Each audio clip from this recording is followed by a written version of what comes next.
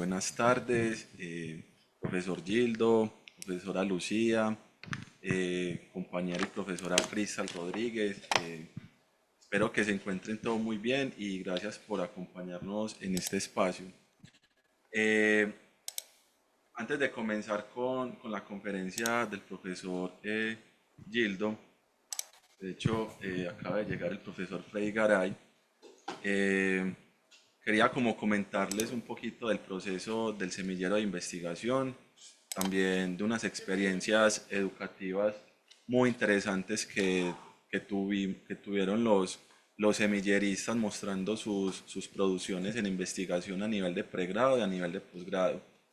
Entonces, como tomarnos esos 2 minuticos para también el profesor Gildo tenga un poquito de contexto de lo que hacemos desde acá, desde Colombia, cómo estamos pensando el tema de la identidad profesional del profesor, enlazado con la naturaleza de la ciencia, que es una línea que se está trabajando muy fuertemente desde la Facultad de la Universidad de Antioquia y que a nivel de pregrado y de posgrado pues está dando resultados en las construcciones que se están haciendo en materia investigativa. Compañeros semilleristas estuvieron en un congreso internacional en Córdoba, Colombia, también presentando sus avances en materia de investigación y tuvieron comentarios muy asertivos. Por mi parte, con mi compañero René, que está acá a mi lado izquierdo, estuvimos en el Congreso de Formación de Profesores en Fortaleza, Brasil, donde, digamos, esa experiencia de mirar cómo el tema de la formación de profesores en otro contexto, en otro país, también sirve de insumos para analizar y tener elementos para defender nuestra profesión. Entonces, dado, digamos, esta pequeña introducción y saludando al profesor Freddy, quiero dejarlos en sintonía, dado pues de que el profesor es el que habla portugués y la conferencia se va a dar en portugués. Oi, Gildo, tudo bom? Eu acho que não estou ouvindo você. Oi, Você... tudo bom? Tudo bem? Prontinho.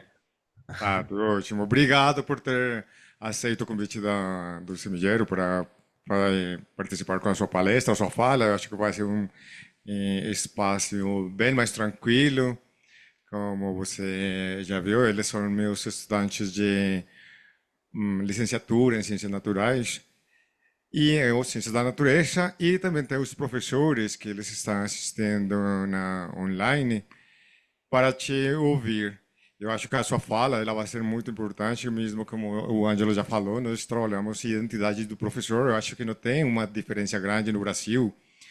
Geralmente vocês usam mais o termo professor, mas aqui na Colômbia se usa bastante o termo professor, maestro, docente, educador. E isso faz uma grande diferença enquanto à formação de professores, porque nós trabalhamos a ideia de que se você se forma como professor, talvez tenha a possibilidade de se perceber de um jeito diferente de mudar seu ensino na escola, né? Nesse sentido, que eu vi que você estava trabalhando a construção do conhecimento profissional, eu acho que essa fala que você traz para nós vai ser muito interessante. Ahn, finalmente, eu acho que se você falar devagar para nós vai ser muito bom. Caso precisar, eu tentaria fazer uma tradução, mas eu acho que não precisa, né? Só se você falar devagarzinho, vai dar para entender para todos nós, tá? Ok, tá ótimo. Prontinho, Vou, obrigadão. vou, vou tentar falar devagar. Eu acho que acredito que é possível que vocês me entendam. Se eu falar devagar, não vai ter tantos problemas. Mas qualquer coisa, fiquem à vontade para levantar a mão, para fazer uma pausa, pedir a palavra para perguntar. Enfim, eu vou. Eu preparei uma apresentação em que eu compilo um pouco da realidade brasileira e da onde surge a pesquisa que a gente tem feito, as investigações que nós temos feito aqui, no grupo de pesquisa. E claro, como essas investigações olham para o contexto investigam conhecimentos profissionais e como eu acredito que esses conhecimentos profissionais são importantes dentro da identidade docente, da docência. O professor Garay comentou que aqui a gente usa, nós usamos dois termos para se referir aos professores, professor e docente. Se a gente fala em educador, tem uma outra conotação aqui no Brasil. O educador é alguém que não fez algo voltado à educação formal propriamente dito. Então, um profissional que trabalha numa academia ajudando as pessoas com a musculação pode ser um educador físico. Aqui o educador ele não tem uma formação pedagógica tão consistente. O profissional professor tem uma formação pedagógica consistente e atua na educação básica, e o docente atua na educação superior. Esse é o nosso contexto, né? Então, docente, quando eu falar docente, eu estou falando do Gildo que trabalha na educação superior, nas universidades. Quando eu falar professor, eu estou falando do Gildo que trabalha na educação secundária, primária e secundária. Eu acho que eu preciso falar aqui uma coisinha que você está me lembrando e que tem a ver com o local de trabalho, né, para os professores. E essa diferença que você está fazendo aqui na Colômbia acontece, mas de maneira diferente. Aqui o docente, ele trabalha no ensino médio e o professor, ele trabalha na universidade. Além de ter um local, e acho muito interessante isso que você está falando, porque muda, né, o espaço quanto ao contexto do Brasil e da Colômbia, tem a ver também com o jeito que aqui na Colômbia acontece, que para você ser professor universitário tem um prestígio social. Então, você, como você é professor da universidade, então você parecesse que fosse mais do que o professor que trabalha no ensino médio. E nós estamos trabalhando a ideia de que, independente de onde você trabalhar, você vai ser professor. Porque não teria que existir essa grande diferença. Mas só para apontar essa claridade aí. Sim, sim, é um aspecto interessante, porque realmente o professor universitário tem mais status do que o professor da educação básica. O docente tem mais status do que. E eu considero particularmente que o trabalho do professor da educação básica é muito mais importante do que o trabalho. Ambos têm as suas importâncias, as suas particularidades, mas a formação básica é fundamental. É, bom, eu preparei uma apresentação, eu vou compartilhar a minha tela.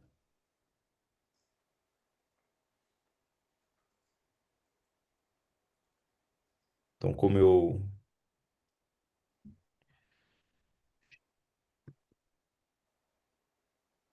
creio que vocês estão vendo uma apresentação em PowerPoint, correto? Sim? Estamos vendo aqui, ó. Perfeito. Bom, então eu preparei essa apresentação em que, como eu disse, eu vou falar um pouco do contexto brasileiro e, a partir desse contexto, como surgem as investigações que a gente tem feito. E eu vou falar de três investigações que foram recentemente feitas aqui no Brasil, no meu grupo de pesquisa, tá? Só para, eu gosto um pouco de contar um pouquinho da minha história, tá? Então, aqui algumas fotinhos. Então, eu estudei numa escola aqui de São Paulo. Depois eu me formei em um curso de formação de professores na Unesp em Araraquara, que é uma cidade do interior do Brasil, de São Paulo. Fui para a Universidade de São Paulo, que é talvez a maior e mais importante universidade do Brasil, fazer um mestrado e doutorado na área de formação de professores. E hoje eu trabalho na Universidade Estadual de Campinas, que é uma grande universidade aqui do Brasil também. E eu passei um tempo lá em Portugal fazendo um trabalho com competências digitais. E hoje eu trabalho bastante com as tecnologias educacionais voltadas ao estudo das competências digitais. Só para que vocês tenham um pouquinho de ideia de onde eu estou, então esse é o mapinha do Brasil. Aqui no Brasil tem um estado aqui embaixo, que é o estado de São Paulo. Eu estou numa cidadezinha não, numa cidade na segunda maior cidade desse estado, que é a cidade de Campinas, onde a Universidade Estadual de Campinas está localizada. Faço parte desse grupo de pesquisa chamado PENSIE, que é o acrônimo de Pesquisa em Educação e Ciências, e tem uma rede de temas de pesquisa que estão vinculadas a esse grupo, né? A gente trabalha, discute aspectos desde a decolonialidade, saberes decoloniais, até saberes associados à química verde, passando por tecnologias educacionais, formação de professores, enfim, tem uma ampla rede aí. Só para me apresentar brevemente. E eu sou professor de cursos de formação de professores. Então, no Brasil, o que que a gente tem aqui no cenário educacional e o que nós investigamos? O contexto educacional do Brasil envolve a educação que a gente chama de educação básica e educação superior. Creio que isso é muito parecido com o contexto de vocês. Na educação básica, nós temos a educação dos ninhos, o infantil, a educação de estudantes entre 6 e 10 anos, que nós chamamos de fundamental, e a educação de estudantes de 11 a 15 anos, que a gente chama de ensino médio, tá? Aliás, o ensino médio ele vai até os 17, então na verdade é de 14 aos 17, o fundamental vai dos 6 até aproximadamente os 14 anos. Essa é a educação básica, obrigatória por lei para todo cidadão brasileiro, e depois o cidadão pode seguir para a graduação, fazer pós-graduação. A gente tem pelo menos dois tipos, que são os mestrados, doutorados, ou alguns estudos de especialização e alguns outros estudos. Então, esse é o cenário que nós temos no Brasil para a educação, e dentro desse cenário, nós encontramos a possibilidade de fazer esses cursos, esse estudo de maneira presencial ou por meio da educação à distância, tanto a educação básica como a educação superior podem ser presenciais ou à distância no Brasil. Mas lembrando que a educação básica ela é obrigatória e a educação superior é um complemento à educação básica para aqueles que têm oportunidade e desejam continuar na universidade.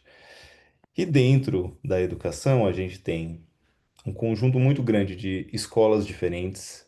Por exemplo, no Brasil, além da educação privada e da educação pública, básica, pública e privada, as escolas públicas podem ser de tempo parcial, de tempo integral, técnicas, tecnológicas, podem ser governadas por estado, por cidades ou pelo Ministério da Educação, que seria federal. Cada uma delas tem um tipo diferente de funcionamento. Então, dentro da educação pública não existe uma homogeneidade de funcionamento. Elas funcionam com estilos e metodologias diferentes, além de estruturas diferentes.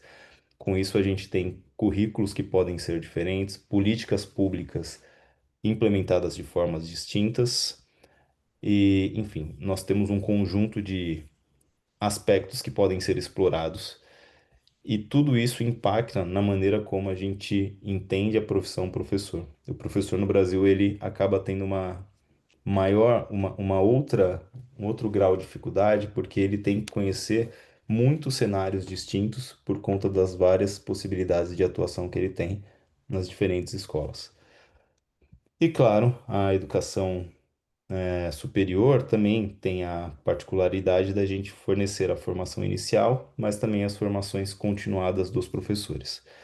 É diante desse cenário que a gente busca pensar como melhorar, aprimorar, incorporar elementos na formação inicial que possibilitem os professores se reconhecerem como professores e desenvolverem conhecimentos profissionais para atuar frente a todas essas inúmeras demandas que existem aqui. Bem, então, a formação inicial, olhando aqui para a formação inicial dos professores, no Brasil até os anos 2000, a gente tinha 3 anos de química e 1 ano de conhecimento pedagógico. Era um modelo que a gente conhecia como modelo 3+1. Então, o estudante entrava e tinha conhecimento de química durante os 3 primeiros anos da graduação, e depois, no último ano, ele tinha todas as disciplinas associadas aos aspectos pedagógicos. Esse modelo é um modelo que foi considerado não suficiente para a formação de profissionais, porque dava menos importância ao conhecimento pedagógico.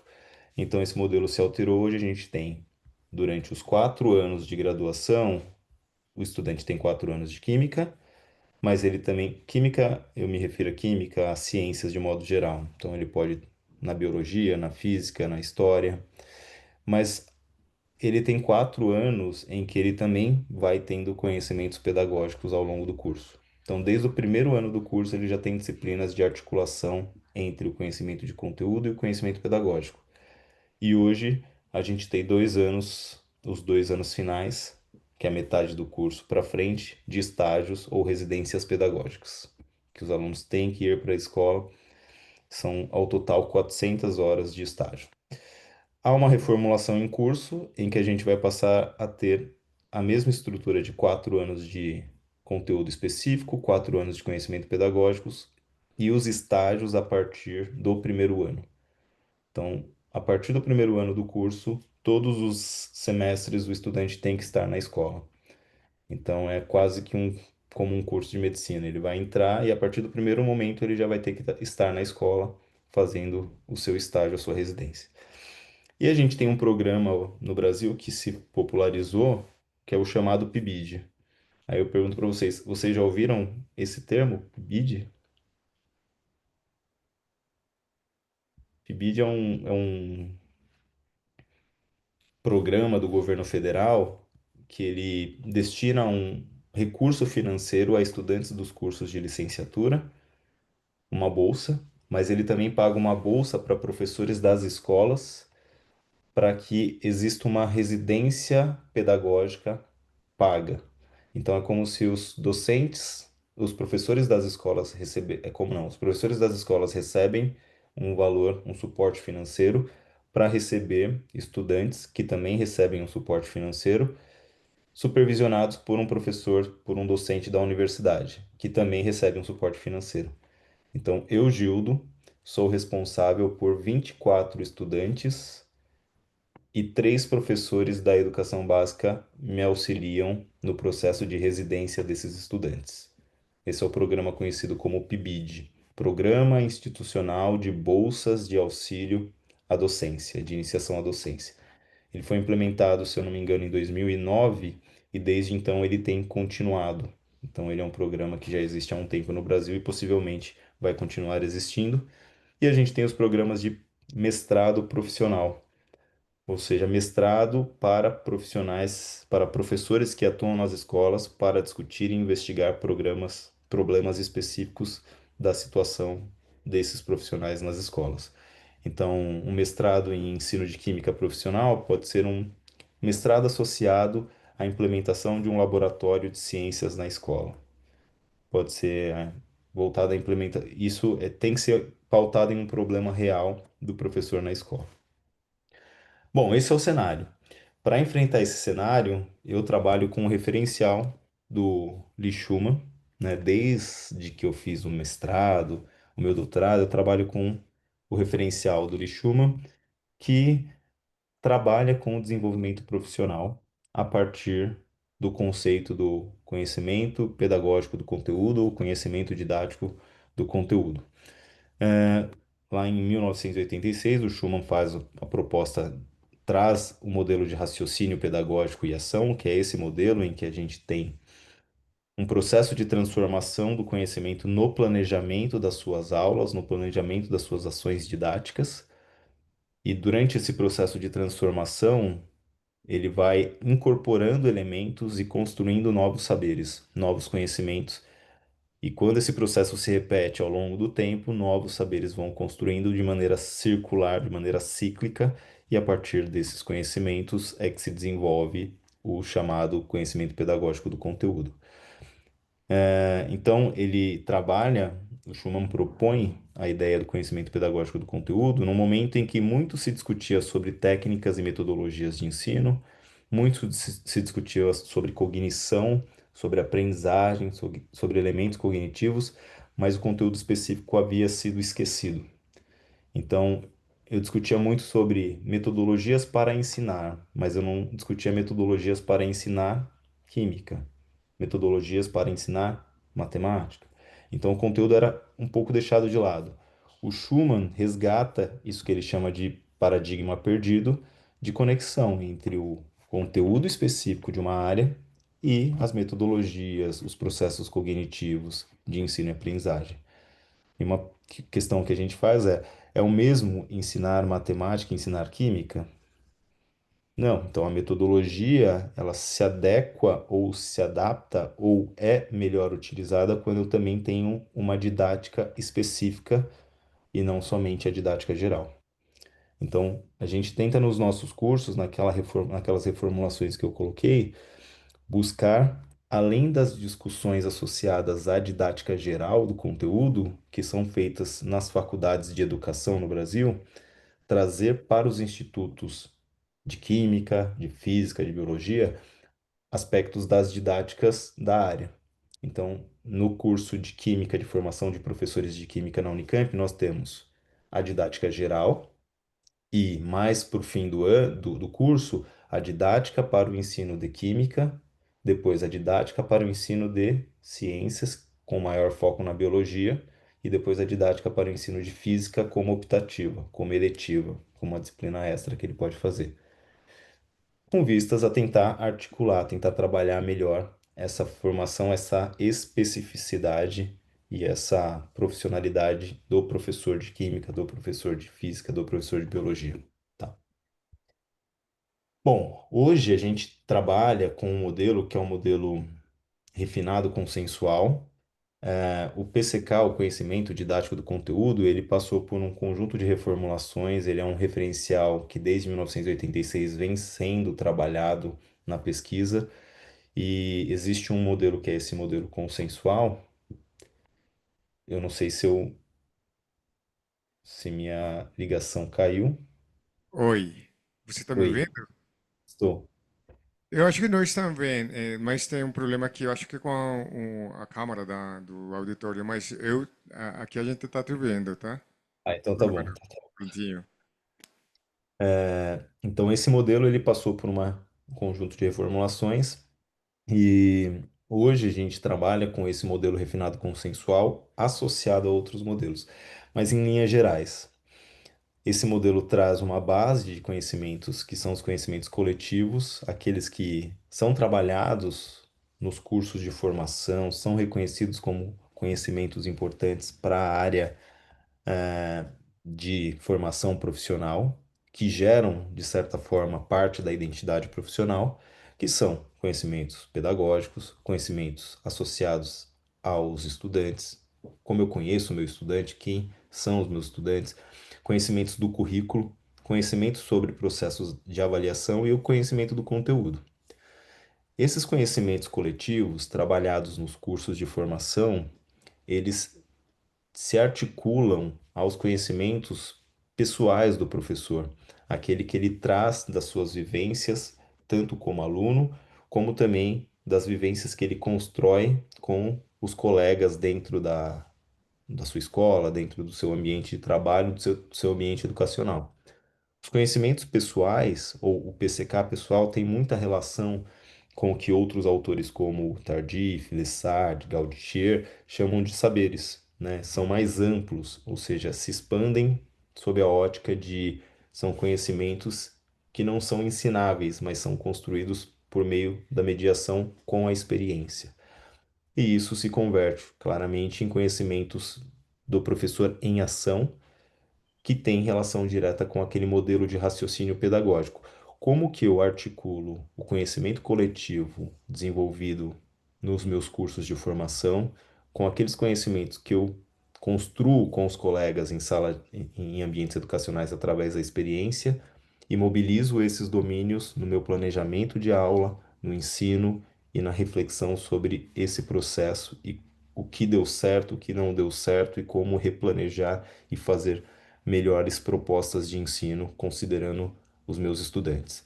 Então, esse é o modelo que a gente chama de modelo refinado consensual, modelo consensual refinado, que foi proposto por um conjunto de pesquisadores da área do conhecimento didático do conteúdo.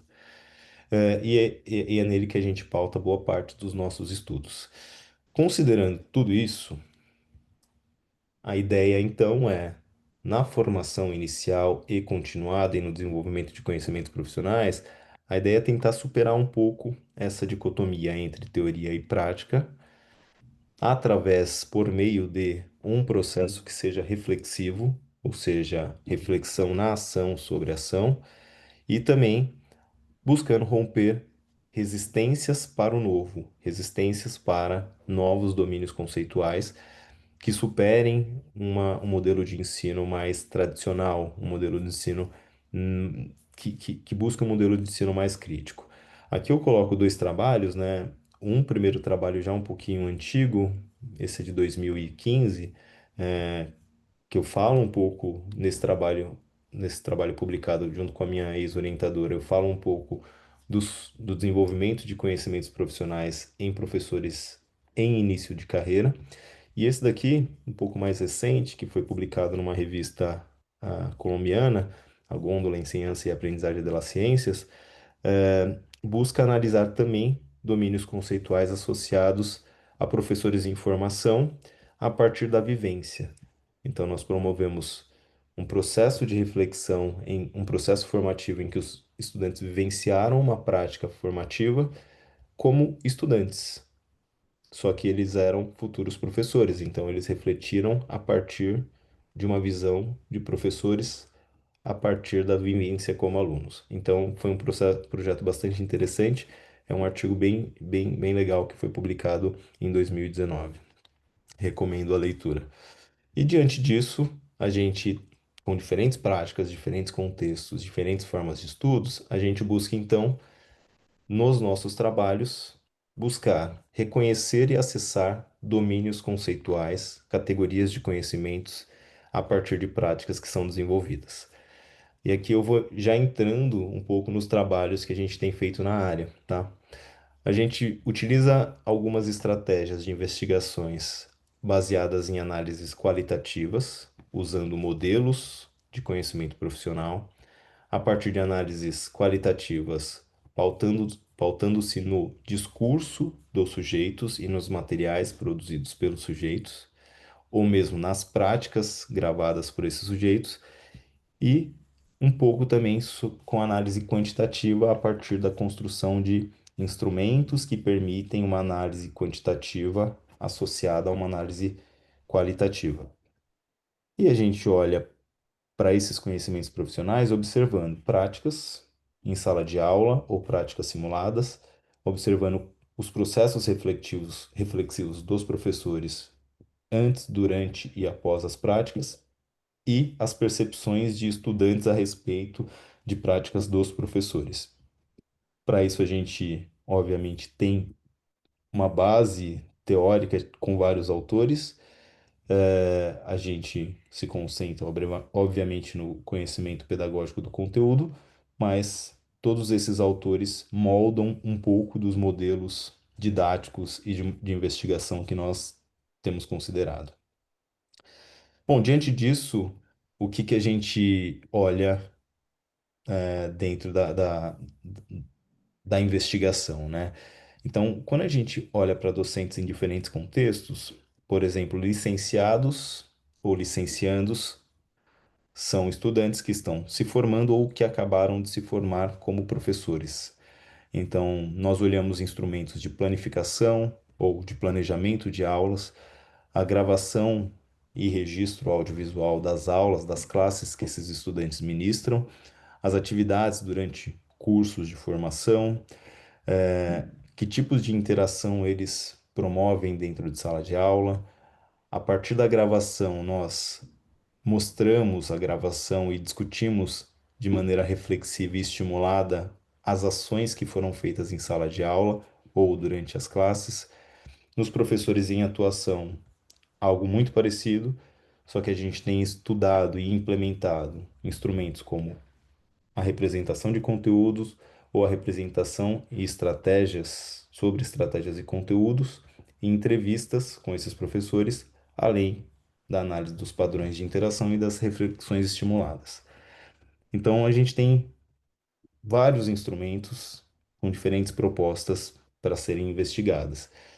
E aqui eu queria comentar particularmente três ações, duas delas diretamente associadas ao PCK, ao conhecimento didático do conteúdo, e uma delas que tem interação com o PCK, mas já começa a integrar uma outra área, que são as tecnologias, dentro de uma perspectiva de um olhar para a tecnologia inserida como algo que faz parte da prática dos professores. Uma primeira investigação que está em curso, está sendo finalizada, ela é desenvolvida por essa estudante chamada Fabiana Ocampos, e a gente pauta-se no planejamento de uma unidade a gente utiliza uma estratégia de planejamento chamada unidade didática multiestratégica. A unidade didática multiestratégica, digamos que ela se baseia num planejamento intencional, fundamentado e que segue um conjunto de tarefas sistemáticas para a produção de uma sequência de ensino.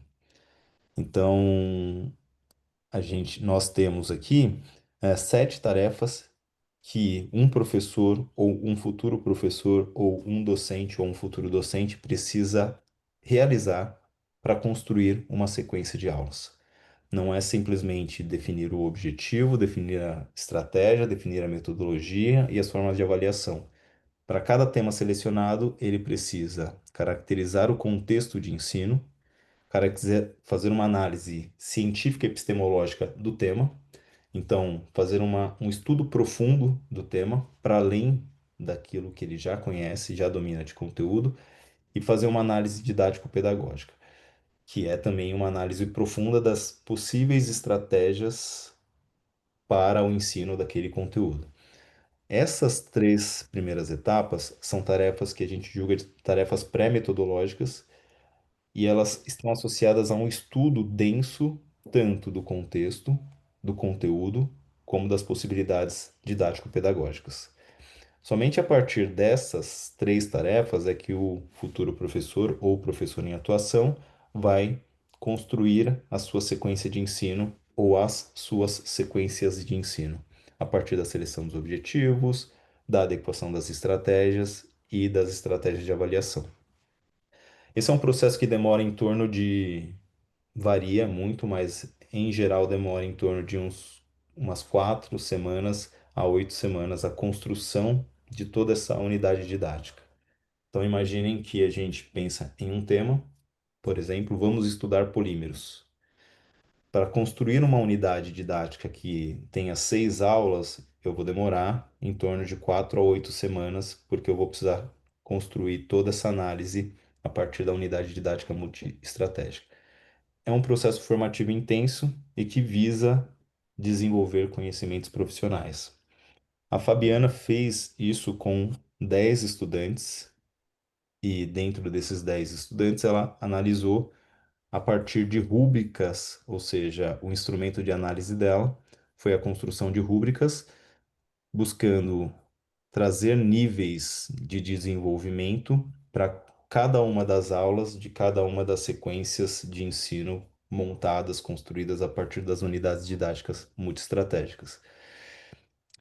Então, é só para dar uma, uma pincelada, ou seja, de maneira rápida, mostrar qual que é a base metodológica, que são as unidades didáticas, e a base de análise, que são as rúbricas, para, então, por exemplo, permitir que a gente chegue à ideia de como que ela avalia isso. Então, cada um desses R's são conhecimentos que ela investigou, emergentes de cada um dos futuros docentes, e ela analisou a partir das rúbricas e depois estabeleceu scores que foram confrontados com uma análise qualitativa, verificando como que esses scores mudam ao longo da produção da sequência didática e também como esses scores sofrem influência do perfil profissional do estudante, que é o futuro docente. Então, o estudante ou o futuro docente que já tem alguma experiência, que não tem experiência, que tem mais idade, que tem menos idade, como que tudo isso interfere na construção de conhecimentos profissionais dele e se existe algum aspecto que limita o desenvolvimento de conhecimentos profissionais. Por exemplo, uma outra estudante que fez um trabalho com educação sexual, ela percebeu que há uma limitação em termos de trabalho e de desenvolvimento de conceitos associados à educação sexual, dependendo do grau de religiosidade ou do tipo de religião que o docente ou o futuro docente tem. Isso tem um impacto no desenvolvimento profissional desse docente associado a esse tema, por conta das diferentes matrizes religiosas que nós temos no Brasil. É um aspecto que influencia na construção dos saberes profissionais. Aqui também a gente busca investigar que outros aspectos poderiam aparecer. Esse trabalho da Fabiana foi publicado nos anais ou nos proceedings do evento que foi aqui no Ceará há 2 semanas atrás, mas que em geral acontece em Bogotá. Na edição de 2021, a Fabiana esteve no evento virtualmente, porque estávamos em pandemia, e o trabalho dela, ou a primeira parte do trabalho dela, foi publicado na forma de artigo curto na Tecne. Um segundo trabalho, que é a investigação da Débora, agora com docentes, com professores de nível superior ou futuros professores de nível superior. Então, nós investigamos alunos de pós-graduação que estão com a intenção de serem professores de nível superior. Então, estão fazendo a pós-graduação com a intenção de se transformarem em professores, virarem professores de universidades. A Débora trabalhou com uma análise qualitativa comparativa com uma análise quantitativa.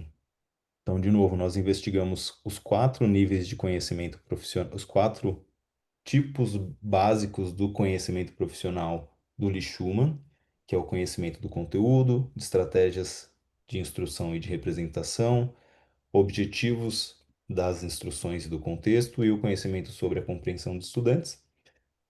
E a gente adaptou um instrumento com uma escala de percepção de 1 a 5, uma escala de 1 a 5, que foi avaliada por pares e por especialistas, além da análise do registro audiovisual dos diferentes profissionais, dos diferentes futuros professores, futuros docentes.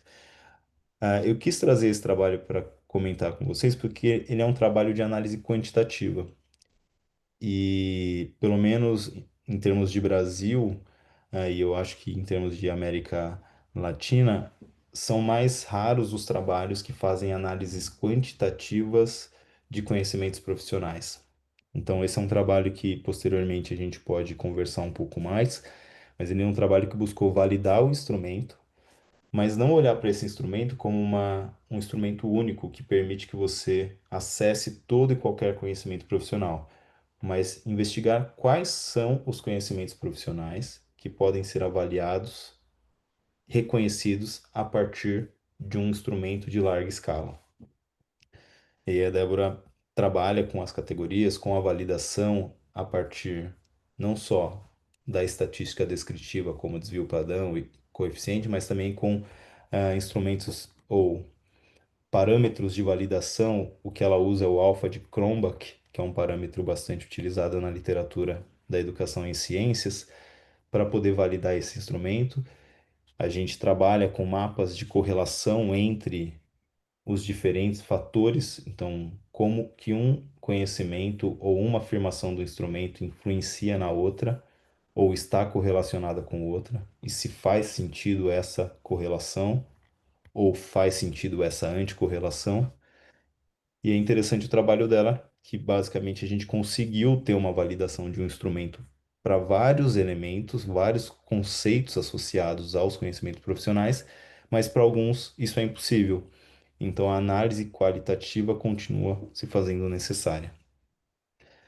E por fim, mas não menos importante, um outro trabalho, esse foi parcialmente apresentado no congresso que a gente teve em Valência, de didática de investigação sobre a didática das ciências, que aconteceu em setembro, que é um trabalho que vai para uma vertente de integrar a tecnologia dentro da formação de professores de química. E aqui a gente busca um olhar crítico para a integração da tecnologia, buscamos trabalhar com a abordagem CTSA, mas também buscamos tentar integrar a abordagem STEM, visto que existem projetos e políticas públicas no Brasil que têm tentado focar ou trabalhar com a abordagem STEM. Então é preciso reconhecer a importância ou não dessa abordagem e reconhecer as possibilidades ou não dessa abordagem. Esse trabalho está em curso, ele busca problematizar, trazer um viés menos mercadológico para a abordagem STEM, que é uma abordagem que surge com um perfil mercadológico, né? Surge nos Estados Unidos, enfim, é incorporada por China, por vários outros países, com uma intenção muito mais de mercado de trabalho. A gente tenta trazer uma crítica para essa abordagem, então, inclusive trazendo aspectos da natureza da ciência STEM, tentando integrar elementos do construtivismo e elementos da cognição mais profundamente para sair de uma espécie de trabalho apenas com competências e habilidades sob a ótica das empresas, do mercado de trabalho.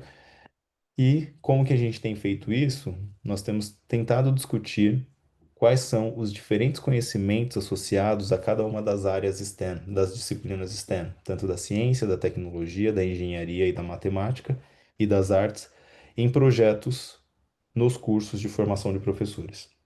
Então, nós temos aqui na universidade em que eu atuo uma disciplina toda focada em tecnologias educacionais. Uma não, algumas disciplinas focadas em tecnologias educacionais e em uma dessas disciplinas nós trabalhamos o módulo STEM, que é um módulo composto por 5 aulas em que os alunos experimentam uma proposta STEM e têm que desenvolver uma proposta STEM. Então, como que a gente utiliza os modelos de STEM? Como que a formação inicial se dá para o trabalho STEM e que aportes teóricos, que conhecimentos teóricos nós podemos incorporar para a formação STEM. Contando rapidamente como se dá esse módulo STEM da disciplina, ela se insere dentro da disciplina de didática e de tecnologias educativas. A gente propõe aquela unidade didática multiestratégica, a construção de uma unidade didática multiestratégica com foco na perspectiva STEM. E isso num curso de formação inicial de professores, e a intenção é investigar se e como os conteúdos das disciplinas de ciência, de tecnologia, de engenharia, de artes e matemática são relacionados pelos estudantes. Particularmente, esse trabalho que eu apresentei em Valência, ele envolveu um contexto de produção de um projeto para a articulação com a acidificação dos oceanos, para o estudo da acidificação dos oceanos. Então, é um conteúdo de química, de biologia, mas com uma intenção de ter um contexto real para confirmar o compromisso social. O trabalho com as tecnologias foi feito por meio da experimentação com Arduino, e o desenho e programação de códigos e os modelos de dados matemáticos associados tanto à química quanto ao pensamento computacional. Então, nós utilizamos de recursos de inteligência artificial, a experimentação clássica da química e trabalhos com Arduino. Em linhas gerais, esse projeto, como resultado, os estudantes tinham que propor um experimento que pudesse monitorar aspectos associados à acidificação dos oceanos, trabalhando com estudantes os conceitos de química, física e biologia e como que a tecnologia impacta e é impactada pelo sistema social em que nós vivemos. Então, eles saíram de uma primeira aula de um desenho experimental deste, como esse primeiro aqui, até o final do módulo com a construção de um sistema um pouco mais complexo, que permitiu que fosse verificado pelo menos os efeitos em um sistema experimental da acidificação dos oceanos, em que a gente conectava uma fonte de CO2 em um sistema experimental com sensores de pH, sensores de pressão e umidade, e estudava o conteúdo químico a partir da observação do experimento, que seria o macro, da simbologia, que seria simbólico, e do submicro, que seria a construção dos modelos representacionais desse sistema. Ah, nós fizemos avaliação das conexões entre os domínios de cada uma das áreas a partir de mapas de conceitos e de entrevistas com esses estudantes. Aqui eu trago apenas um dos exemplos associados a esses mapas de conceitos. Enfim, né, a ideia, então, é a gente buscar, por meio do desenvolvimento de práticas que visam o desenvolvimento do conhecimento didático do conteúdo, tentar fortalecer um pouco dos conhecimentos profissionais e da identidade docente, tudo isso a partir de propostas formativas, da produção de materiais, no nosso caso agora particularmente a partir das UDMs, das Unidades Didáticas Multiestratégicas, e dos projetos STEM, e a gente tenta também desenvolver a análise por meio das análises qualitativas e quantitativas, buscar métodos que nos indiquem que efetivamente há um desenvolvimento dos domínios conceituais, aspectos relacionados a conhecimentos pedagógicos, conhecimentos do conteúdo, conhecimentos do contexto, que formam a tríade básica do PCK, mas também agora aspectos muito diretamente associados às tecnologias. Claramente, né, para trabalhar com tecnologias, a gente tem buscado referenciais. Um dos referenciais que a gente tem, não posso dizer que é um referencial teórico, mas é um marco teórico que possibilita a gente criar e pensar em recursos que são os referenciais das competências digitais.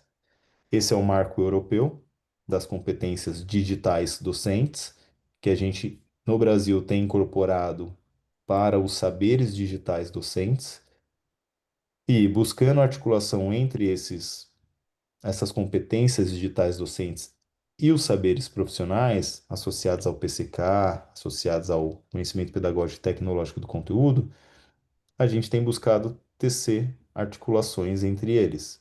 E uma dessas articulações foi publicada também na revista Gôndola, como uma proposta de integrar as competências digitais com os conhecimentos didáticos do conteúdo e os conhecimentos didáticos e pedagógicos, didáticos e tecnológicos do conteúdo. Esse é um artigo bem mais recente, saiu agora em agosto de 2025, e ele buscou fazer uma articulação entre essas esferas ao redor são conhecimentos associados aos modelos do PCK e do TPEC, e aqui internamente nós temos as competências digitais. O que que nesse estudo a gente buscou? Quais daquelas competências digitais podem ser associadas a conhecimentos profissionais que a gente trabalha na formação e quais não podem? Então nós chegamos à conclusão que algumas das competências digitais podem estar diretamente associadas a alguns conhecimentos profissionais e deste modo podemos trabalhar juntos, isso na formação inicial, mas algumas dessas competências digitais, não podem ser trabalhadas ou a gente não consegue trabalhar na formação inicial, porque estão vinculadas a saberes experienciais, a relação do professor com seus pares dentro da escola, ou do docente com seus pares dentro da universidade. Então, esse é um marco teórico que a gente buscou construir, e agora a gente tenta validar esse marco teórico, olhar para esse marco teórico a partir de experiências na formação inicial para ver se isso se confirma, tá? E claro, né, nesse cenário de competências digitais, a gente também tem feito alguns estudos, alguns estudos com IA, mas esses estudos sobre IA eu acho que fica para uma outra conversa, porque a história aqui também vai bastante longe, tá? Então eu encerro a minha fala aqui para a gente poder conversar um pouco, trocar ideias, e é isso. Agradeço.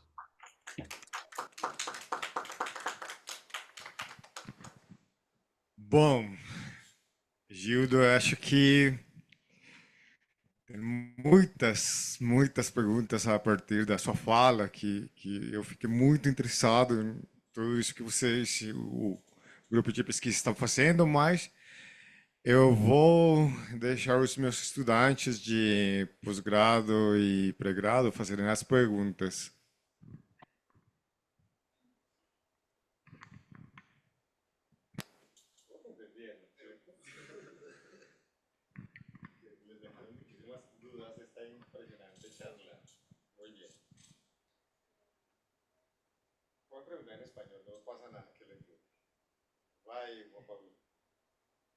Bueno, eu tenho uma pergunta que vocês no Brasil têm uma diferenciação entre professor e docente, porque você fala também disso e eu quero saber se vocês têm isso. Nós temos sim. Em geral, nos referimos a professores como sujeitos que atuam na educação básica, primário, secundário, e docentes como sujeitos que atuam no ensino universitário. Então, quando eu falo professor, estou falando de sujeitos da educação básica. Quando eu falo de docente, estou falando de sujeitos que atuam no ensino superior. Tá bom, obrigado. Já que você mencionou a vários, você acha que a maioria dos professores em formação tem uma formação de identidade defensiva ou não? A formação inicial. Uma formação de identidade, desculpa, perdi a última parte. É, Identi- tá bom. Você mencionou que o vários e vários fala de três dimensões de identidade: aditiva, na transformação e também a defensiva. Você acredita que a maioria dos professores na formação inicial estão numa identidade defensiva, aditiva ou transformadora? Não sei se eu entendi a pergunta, mas Tá bom. formação, identidade aditiva? Sim. Como assim? Mas eu acredito que não conheceu o documento. Tá bom. Hum, então, a última pergunta é. Assim, só para comentar um pouco sobre a identidade, eu acho que os professores, os cursos de formação de professores, os bons cursos de formação de professores no Brasil, eles hoje em dia fornecem uma formação em que os professores se reconhecem como profissionais de uma área específica da educação. Antes, até a década de 2000, até a década de 90, antes dos anos 2000, nós tínhamos profissionais que eram químicos disfarçados de educadores, que eu acho que era uma tendência, algo muito comum no mundo inteiro, né?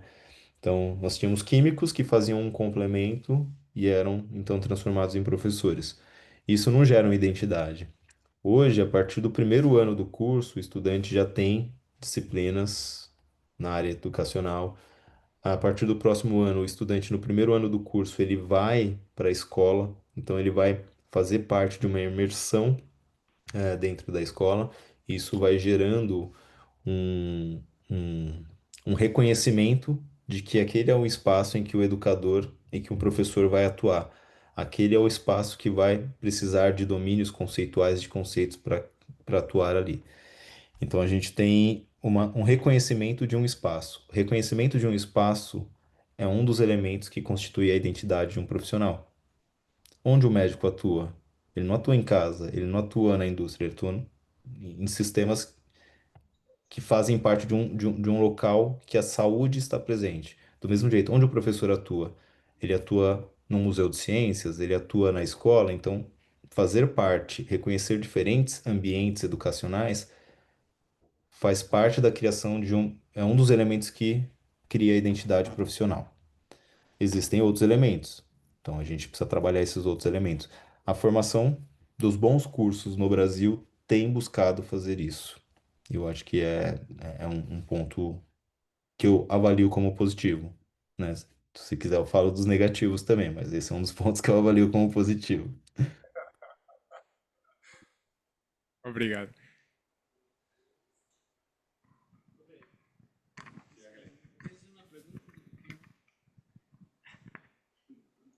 Buenas tardes, profe. Sino que en una de las diapositivas hablaba sobre las posibilidades metodológicas. Y en una de ellas había como un instrumento, no sé, pues yo no sé portugués. Entonces no sé si era un instrumento del proceso reflexivo, si fue un instrumento que aplicaron o que lo tuvieron en cuenta pero no lo aplicaron. Y si lo aplicaron, me gustaría saber de pronto de qué manera lo hicieron o si tienes algo de referencia sobre eso. Qual é o instrumento? Sabes o nome?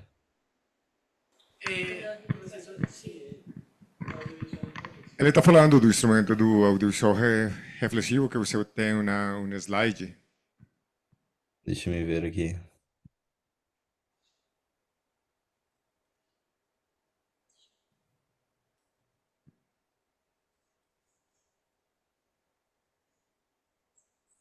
Ah,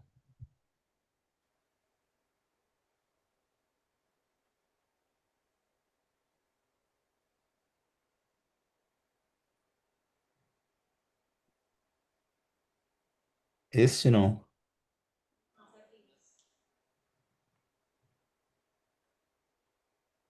Seria esse instrumento, não?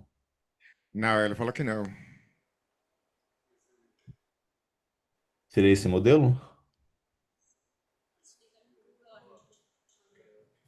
Eu acho que é o seguinte slide. Isso, possibilidades metodológicas. É, aqui, né, aqui é uma. Isso, ele está querendo saber se vocês fizeram criaram esse modelo de após uma pesquisa ou se ele foi mais uma reflexão teórica que vocês fizeram no grupo de Ah, pesquisa. tá. Na verdade, esse slide aqui, ele representa os diferentes, os diferentes olhares que a gente tem com as diferentes pesquisas. Por exemplo, o foco principal das pesquisas é desenvolver, reconhecer e acessar as categorias de conhecimento. Por exemplo, o professor tem domínio do conteúdo, tem domínio de estratégias de ensino, tem domínio de conhecimento de currículo. A gente busca desenvolver e reconhecer isso. Como? Bom, a partir de análises qualitativas. Para isso, a gente vai ter um conjunto de instrumentos. A partir de análises quantitativas. Para isso, a gente vai ter um conjunto de instrumentos. Mas isso daqui é como se fosse um desenho geral da pesquisa.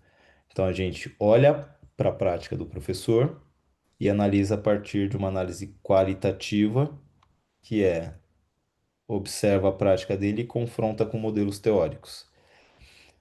Que instrumentos a gente tem propriamente dito? As rúbricas, no caso a Fabiana desenvolveu uma rúbrica em que ela olhou para 9 conhecimentos profissionais, construiu níveis para cada um desses 7 conhecimentos, do nível pouco desenvolvido ao nível muito desenvolvido, com afirmações. Então, ao observar a prática ou o planejamento de aula de um professor, eu classifico ele em algum nível. E essa classificação não é uma coisa negativa, é só uma identificação se houve ou não o desenvolvimento de um conhecimento profissional para aquele professor, para que eu possa fazer uma ação formativa caso seja necessário.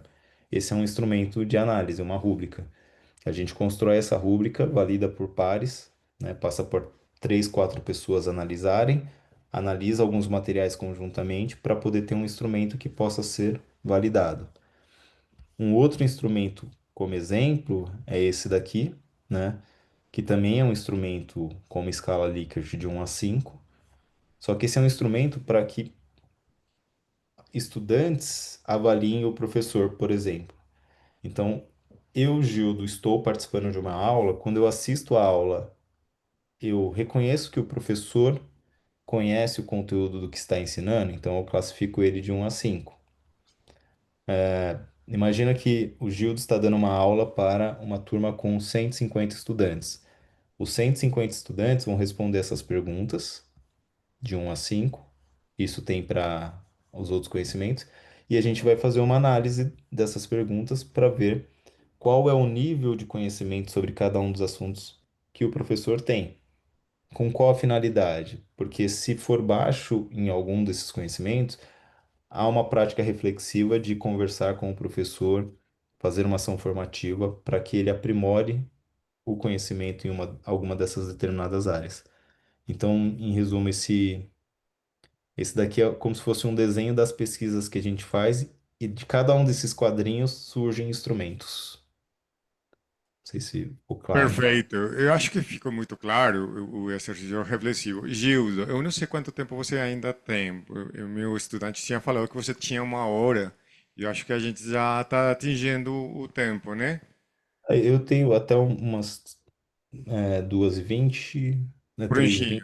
Então, eu vou fazer três perguntas que têm a ver com a sua fala, mas e talvez sejam desafios. Você falou que tem uma mudança nos modelos de formação, né? Tem aquele complementar que primeiro se fazia 3 anos e depois fazia mais 1 ano, né? Hum. E mudaram para aquele mais simultâneo, que tem a formação dos 4 anos na disciplina e tem os 4 anos na formação das pedagogias didáticas e além disso, né?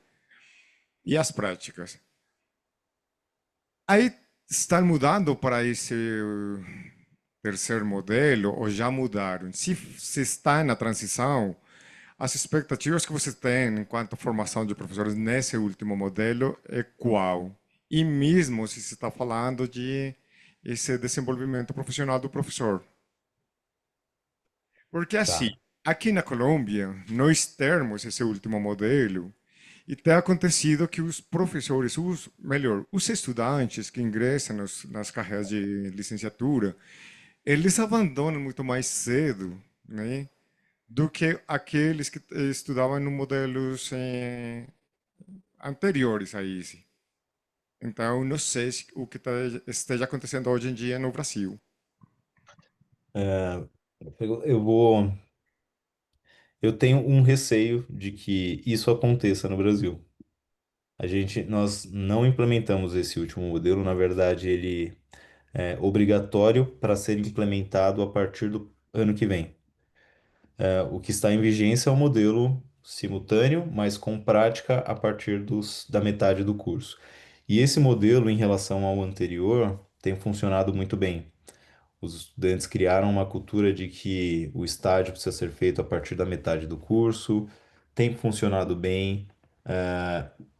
E, sinceramente, eu não sei qual foi não houve uma discussão em relação à proposta de implementar o estágio desde o primeiro momento. Mas ela vai ser implementada porque foi uma imposição do Conselho Nacional de Educação. Sendo uma imposição, a gente precisa implementar. E a gente vai ter avaliação disso no futuro próximo. Eu acredito que, ah, como aqui, o que vai dificultar para os nossos alunos? Para se formar num curso de formação de professores, você uma vez que você faz o curso de Química e volta para fazer, você faz mais 2 anos. Agora você terá que fazer os 4 anos, porque o estágio é sempre desde o primeiro ano. Então vai demorar mais para a gente formar professores. Esse é um impacto certeiro. Não existe. Então, os professores vão demorar mais tempo para serem formados. Então, esse é um ponto. Se isso vai gerar um abandono, aí eu vou te dizer daqui 4 anos. 3 anos. 3 anos eu posso te afirmar isso. É, paralelamente, obviamente, quando o conselho impõe algo desse tipo, ele tem que gerar uma contrapartida. Qual é a contrapartida? O estudante que opta por fazer o curso de formação de professores recebe um auxílio financeiro, um salário, desde o início do curso. Então, ele vai para a escola fazer o estágio, mas ele vai para a escola como se fosse um contratado da escola.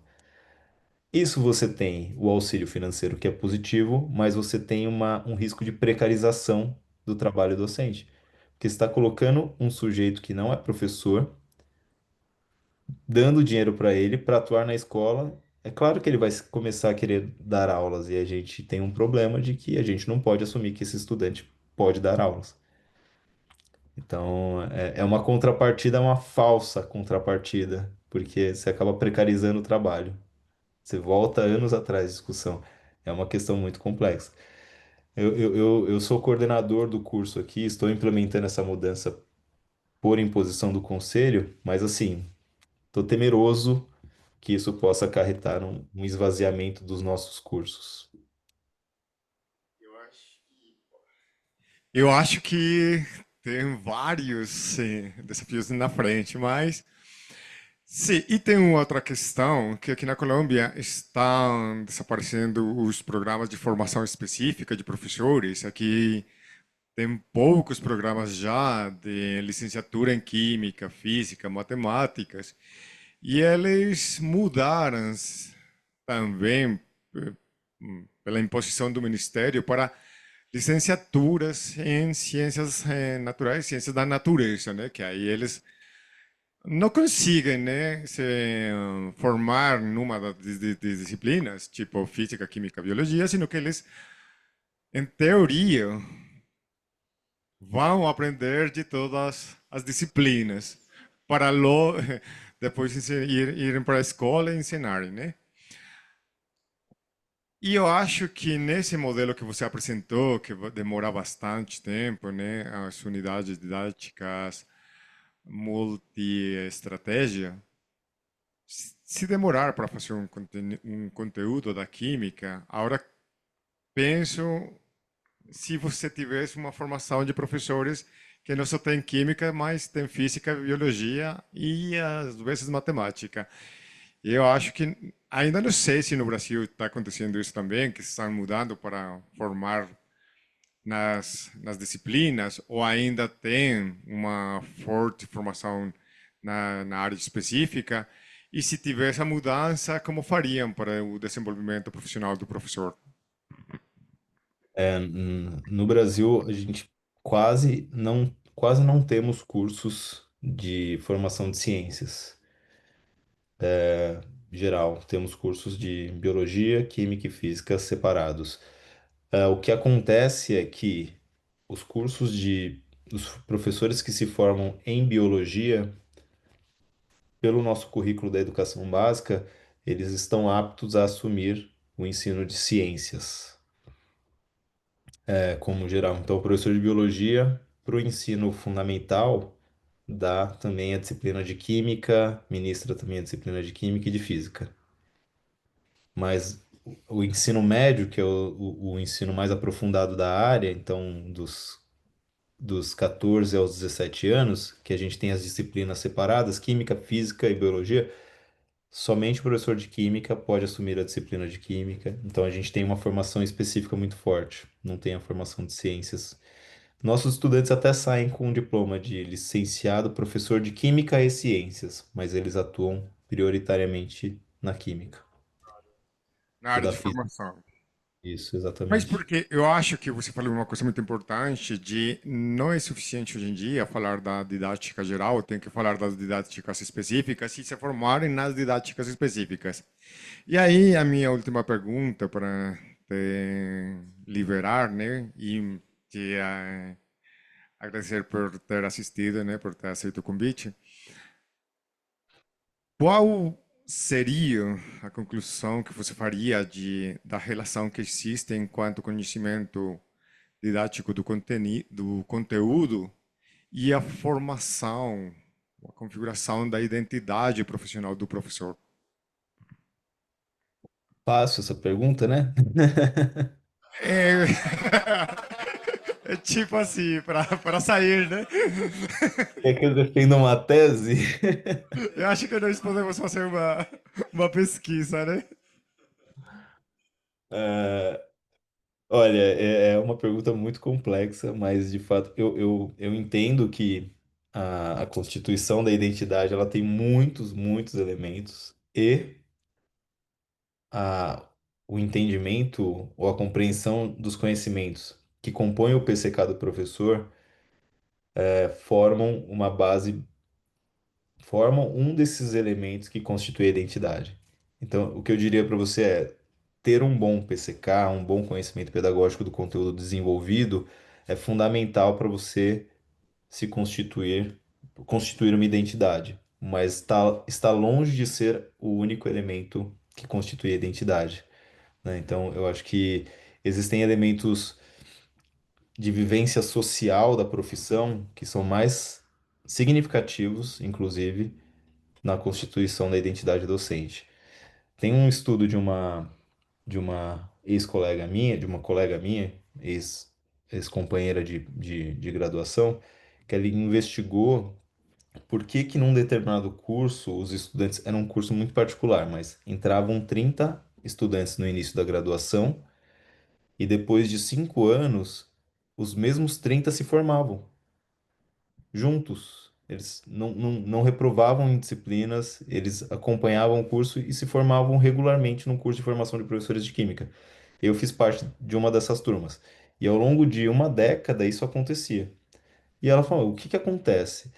Naquele curso especificamente, de licenciatura em Química, de formação de professores de Química, existia uma articulação muito forte desde o primeiro ano com espaços educativos em que vários dos estudantes participavam e convidavam os outros. Então, eles se reconheciam como professores desde o início e um puxava o outro. Então, existia um contexto social muito particular que a vivência como professores, com as discussões sobre professores, faziam com que aqueles estudantes se formassem juntos e a maior parte deles atuasse como professores e não como químicos ou qualquer outra coisa. Por exemplo, da minha turma, que eram 30, 22 hoje em dia são professores ou de escolas ou são docentes em universidades. Somente 8 deixaram a carreira e foram para outras áreas, o que é um número absurdamente elevado em termos de Brasil, né? Em termos de Brasil, um químico, um professor de química se forma e vai trabalhar em banco, vai trabalhar com sistema de dados, né? Então é. Eu acho que na Colômbia também está acontecendo isso. Professor Gildo, muito obrigado por ter aceito o nosso convite. Eu acho que palmas, aplausos. Eu que agradeço muito, muito, muito a oportunidade e fico disponível para quantas vezes forem necessário Com estar aqui. certeza. Eu acho que fica a dica, né? De nós poder trabalhar juntos, fazer mais pesquisa. Eu acho que nós estamos muito interessados nisso, do que você está trabalhando enquanto PSK. E agora que nós estamos trabalhando os modelos enquanto formação, configuração da identidade, eu acho que vamos ter muitos pontos de encontro para nós continuar nessa conversa. Além de ter a possibilidade, talvez, de você ler as nossas textos, né, nossos trabalhos de teses, dos estudantes da licenciatura em Ciências Naturais, ou Ciências da Natureza, ou talvez você seja convidado para uma candidatura. Bom, tem muita coisa que a gente pode fazer junto. Muito obrigado mesmo. Agradeço, seria um E prazer. isso, daqui a pouco a gente se fala de novo. Obrigado. Mas, tchau, tchau. Boas continuidades.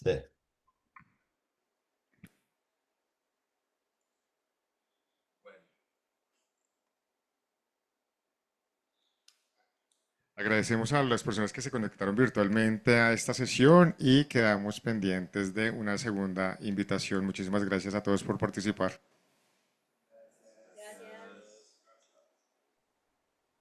Gracias.